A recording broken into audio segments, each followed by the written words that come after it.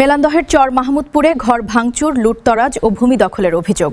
হেবায়তুল্লাহ হিবার তথ্য, ভিডিওচিত্রে বিস্তারিত জানাচ্ছেন মুস্কিলা হাসান। মাহমুদপুরে ঘর ভাঙচুর, লুটতরাজ ও জমি দখলের অভিযোগ উঠেছে। গত 10 এপ্রিল শুক্রবার সকাল 6টায় উপজেলার চর মাহমুদপুর বাঁশেরবীজ এলাকায় এই ঘটনা ঘটে।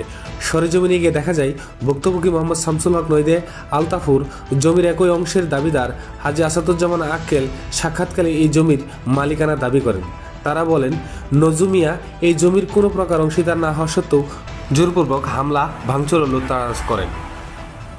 এই জায়গাটা হলো আমার বাপ দাদা প্রতীক সম্পদ। আমরা এই 62 আর হইলে সবগুলোই আমার বাপ দাদা নামে নগদ 80 যেটা, মানে আমি অতটুকু বুঝি না, 80 যেটা, এই 80তে আপনার মানে প্লট হয়েছে, কিন্তু আপনার ইয়াতে সিএসে আর এগুলা বাপ দাদা নামে আছে। আমার জমি প্রত্যেক সময় এই বাস্তবানি এডো আমার, এই বাস্তবটা আমার। এ বিষয়ে নজু মিয়ার সাথে কথা হলে তিনি বলেন, পূর্বের একাধিক গ্রাম্য সালিসি না মানার কারণে সালিসি ব্যক্তির উপস্থিতিতে ঘরটি ভেঙে ফেলা হয়।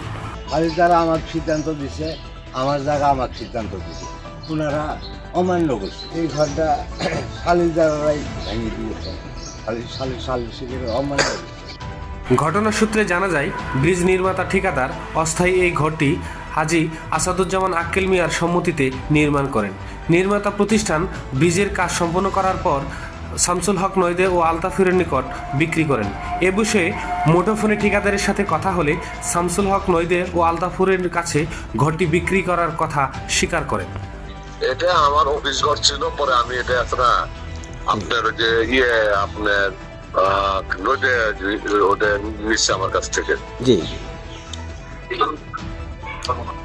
এদিকে শামসুল হক নইদে, আলতাফুর ও হাজী আসাদুজ্জামান আক্কেল সাংবাদিকদের জানান, আমাদের পৈতৃক সম্পত্তি হওয়া সত্ত্বেও ভূমি আইনকে বৃদ্ধাঙ্গুলি দেখিয়ে বেআইনিভাবে হামলা, ভাঙচুর ও লুটতরাজ করেন। ভুক্তভোগীরা এ বিষয়ে আইন, প্রশাসন, মিডিয়া, মানবাধিকার সংস্থা ও স্থানীয় গণ্যমান্য ব্যক্তির নিকট সুষ্ঠু তদন্তের মাধ্যমে সুবিচারের জোর দাবি জানান। মানে বিচার দিয়েছি, এই বিচার সুষ্ঠু বিচার আমাদের সাথে যুক্ত থাকার জন্য ধন্যবাদ।